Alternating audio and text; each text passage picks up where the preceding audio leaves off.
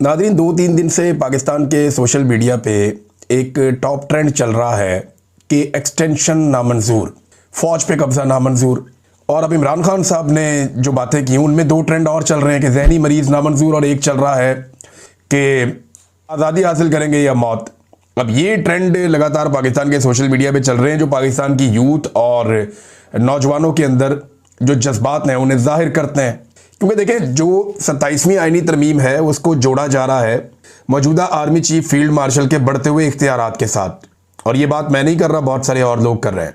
कुछ टाउट्स हैं, उन्होंने बड़ी मुश्किल और शकील किस्म की उर्दू में कुछ ऐसे ट्वीट लिखे। अब इन लोगों को मैं जानता हूँ, इन लोगों के साथ काम करता रहा हूँ, तो इनकी उर्दू में इतनी जान नहीं है कि ये वैसा लिख सकते। बल्कि जैसे ट्वीट्स इन्होंने लिखे, ऐसे ट्वीट्स तो तारिक मतीन भाई और आफ्ताब इकबाल भाई भी नहीं लिख सकते।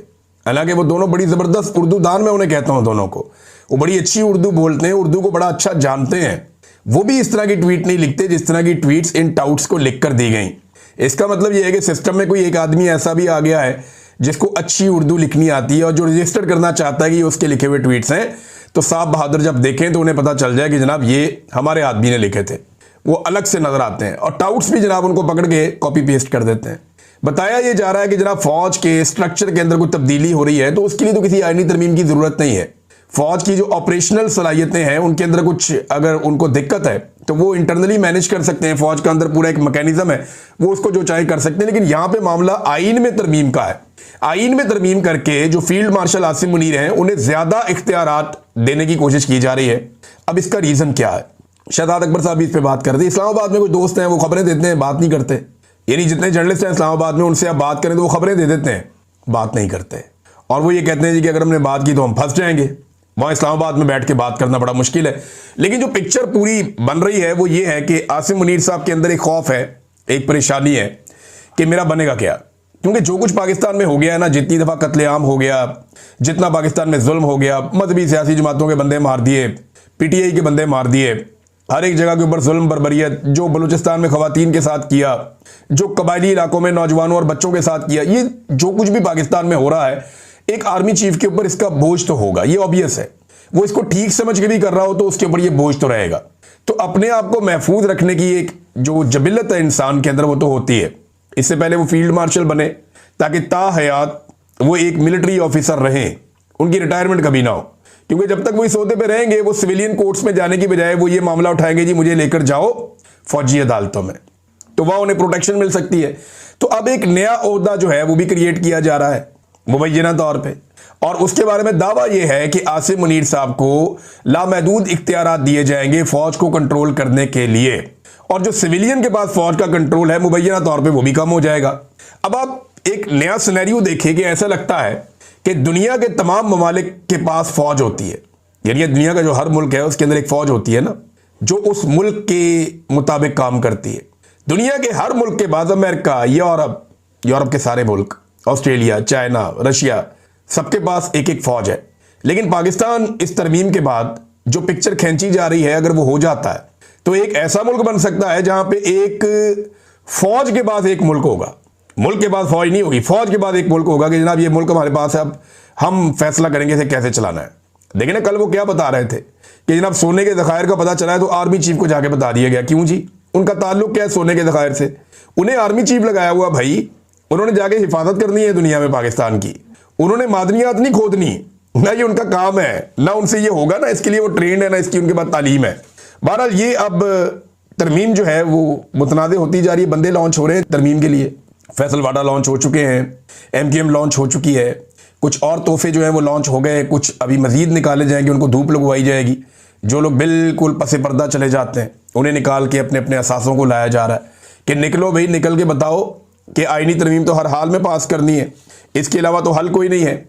आमिर इलियास राणा साहब बड़े अच्छे जर्नलिस्ट हैं, ये PMLN के बहुत करीब है क्योंकि नवाज शरीफ साहब के तकरीबन तमाम दौरों में ये उनके साथ रहे हमेशा, और नून लीग की क्योंकि बीट करते हैं तो उन्हें काफ़ी नून लीग के हवाले से आइडिया रहता है। तो उन्होंने भी पोल खोल दिया। वो DG ISPR आकर कहते हैं जी हमारा तो सियासत से ताल्लुक ही कोई नहीं है, कोई ताल्लुक हमारा सियासत का साथ नहीं है। तो आमिर इलियास राणा साहब जो हुकूमत को कवर करते हैं उन्होंने आके पोल खोल दिए। उन्होंने बताया जी कि आज़ाद कश्मीर में अदम एतमाद क्यों नहीं हो रही।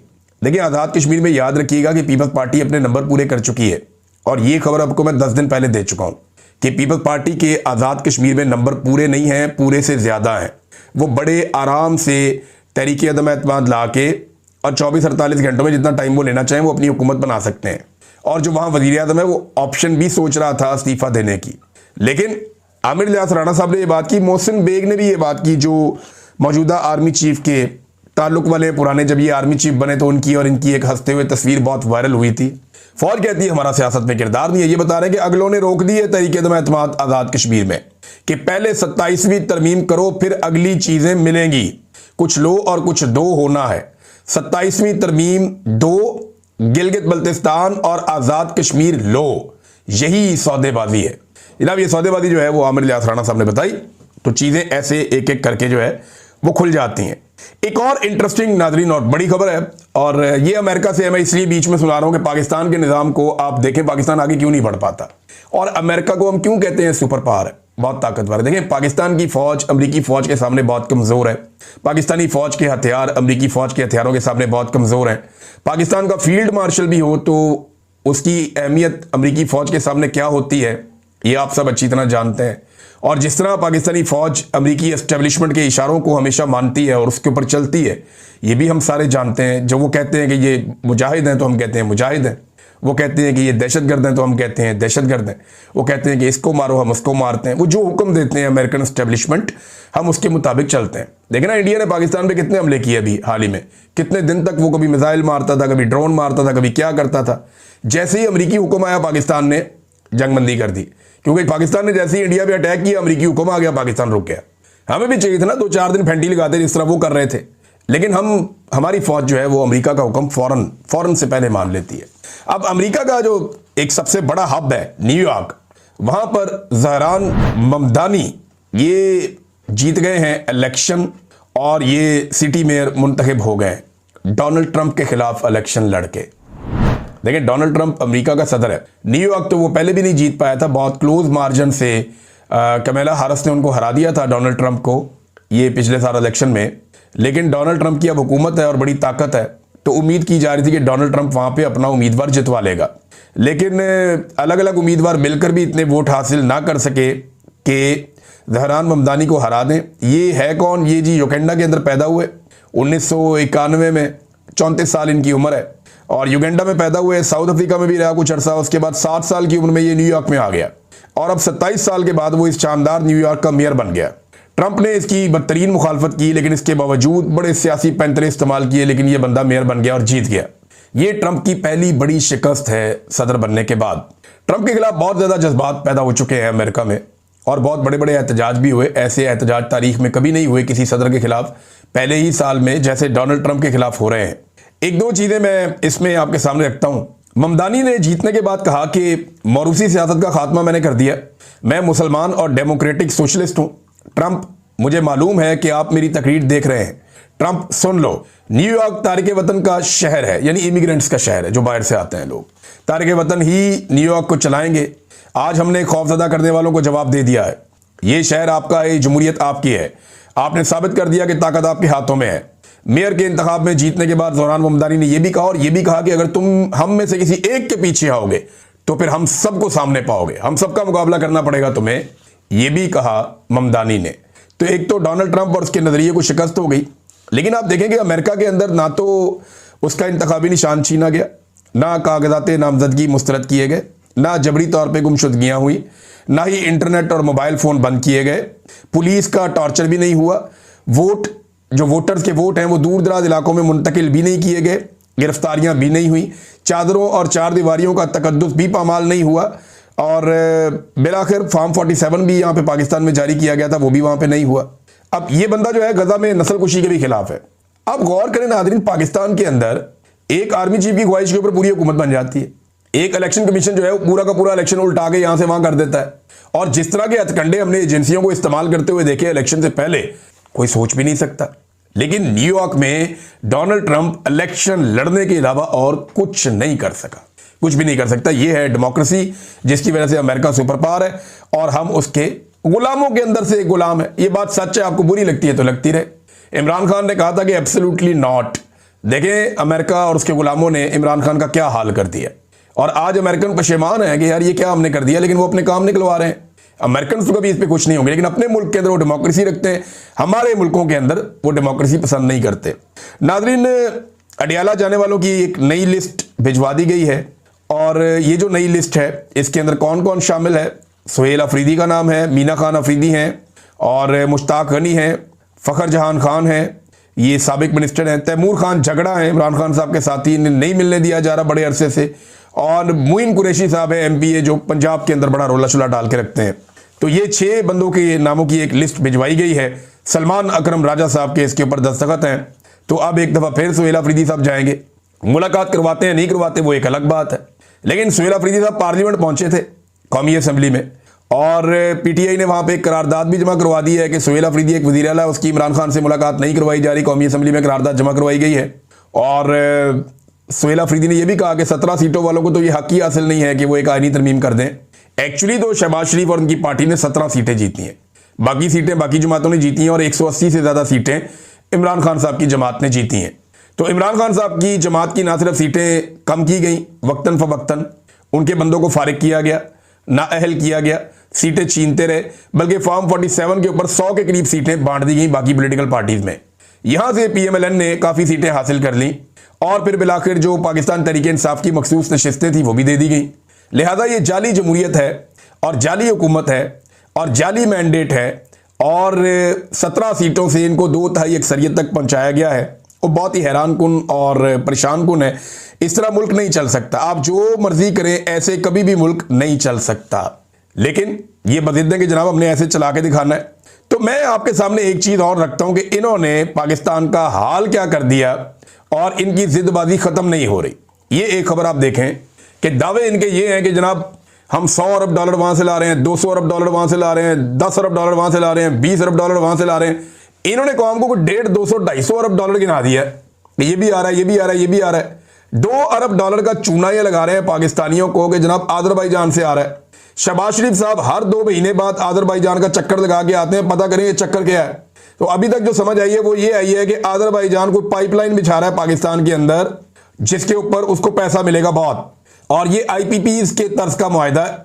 वो जब पाइप बिछा देंगे उसमें से तेल गुजरे या ना गुजरे, उसको इस्तेमाल करें या ना करें, आपने आज़रबाईजान को पैसा देना ही देना है, उसका आपने उसका रेंट पे करना ही करना है। ये IPPs के तर्ज का एक मुआहदा शहबाज शरीफ साहब कर रहे हैं आज़रबाईजान में कंपनी के साथ। ये बार बार आज़रबाईजान लेने क्या जाते हैं, इनके बच्चे भी साथ जाते हैं। कहीं इस कंपनी में इनके शेयर्स तो नहीं है, कहीं ऐसा तो नहीं है कि इस कंपनी के पीछे यही लोग बैठे हों, या इस कंपनी के पीछे एक और कंपनी हो जिसके अंदर ये बैठे हों। बहरहाल आज़रबाईजान नस नस के जाते हैं शहबाज शरीफ साहब, और फिर जा रहे हैं आज़रबाईजान एक मरतबा। तो इन्होंने बड़े दावे किए जनाब इन्वेस्टमेंट आ रही है। अभी जो जरदारी साहब है वो कतर के दौरे पे हैं, जनाब इन्वेस्टमेंट आएगी, इन्वेस्टमेंट खे आएगी, ये खबर आप पढ़ें, और ये बहुत फैली हुई है हर तरफ। मैं आपको उठा के siyaasat.pk से सुना रहा हूं। गैर मुल्की बराह रास्त सरमायाकारी को मुसलसल धचके, कतर के अलसानी ग्रुप ने पोर्ट कासम पावर प्लांट में हिस्सेदारी बेचने का इंदिया दे दिया। उन्होंने पोर्ट कासम के 1320 मेगावाट कोयले से चलने वाले बिजली घर में अपनी 49% हिस्सेदारी फरोख्त करने का इरादा जाहिर किया है। अब आप अंदाजा करें, ये 1 अरब डॉलर से ज्यादा पैसे हैं उनके, कतर के।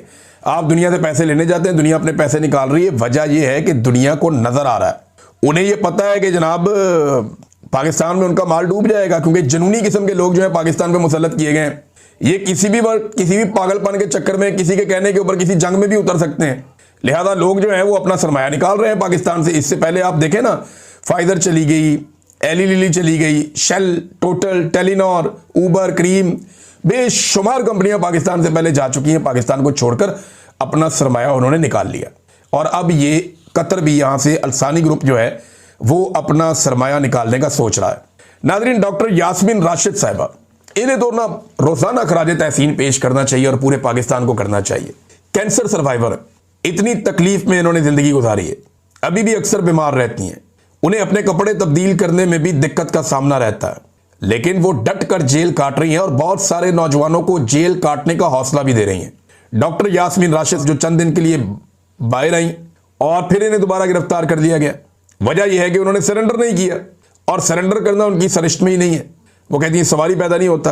अब डॉक्टर यास्मीन राशिद साहब फरमा रही है, I stand for the true liberation of my country with my leader, कि मैं अपने मुल्क की जो है वो हकीकी आज़ादी के लिए अपने लीडर के साथ खड़ी हूं। अल्लाह ताला ने वादा किया है कि सच जो है उसकी जीत होती है और इंशाअल्लाह हम वो देखेंगे और ये होगा। तो ये फ्रीडम और डेथ, इसके ऊपर जनाब यास्मीन राशिद साहबा का एक पैगाम उनके अपने सोशल मीडिया से जारी किया गया है। तो कैसी डट के खड़ी है एक खातून इस निज़ाम के सामने। एक पाकिस्तान के अंदर कोई एक ऐसा जर्नैल नहीं है जो डॉक्टर यास्मीन राशिद जैसी हिम्मत या हौसला दिखा के इस तरह की जेल काट सके। मैं क्यों कह रहा हूं? मैं इसलिए कह रहा हूं कि हमने ये होते हुए देखा ही नहीं कभी। और देखें, जो डॉक्टर यास्मीन राशिद साहबा की कैद है, ये कैद किसी अदालत से तो नहीं है ना, ये कैद किसी कानून के मुताबिक तो नहीं है ना। खवातीन को तो वैसे भी बेल मिल जाया करती है। हम सब जानते हैं कि मिलिट्री एस्टेब्लिशमेंट के फैसले के मुताबिक उन्हें भी जेल में रखा गया है। कैसे डट के खड़े, अपनी सेनेटरशिप भी ज़ाया कर दी, अपनी सेनेट की सीट जो है वो कुर्बान कर दी। एजाज चौधरी साहब आफरीन है, वो पीछे नहीं हटे। मियां महमूद रशीद साहब बीमार होने के बावजूद, परेशान होने के बावजूद, जब मैं वहां जेल में था तो मैंने तब उन्हें देखा, वो तब भी काफी बीमार थे, डट कर खड़े हैं। उमर चीमा, शाह महमूद कुरैशी, तो ये लोग जो है ये एक्चुअली जो पाकिस्तान तहरीक इंसाफ का चेहरा है वो ये लोग हैं। और यास्मीन राशिद साहबा ने दोबारा जेल से अपना पैगाम भिजवाया कि मैं जैसे खड़ी थी वैसे ही खड़ी हूं, पीछे हटने का कोई रास्ता नहीं है। नादरीन, ये वीलॉग में अब तक लिए इतना ही, बाकी चीजें मैं आपके साथ नेक्स्ट वीलॉग में शेयर करूंगा।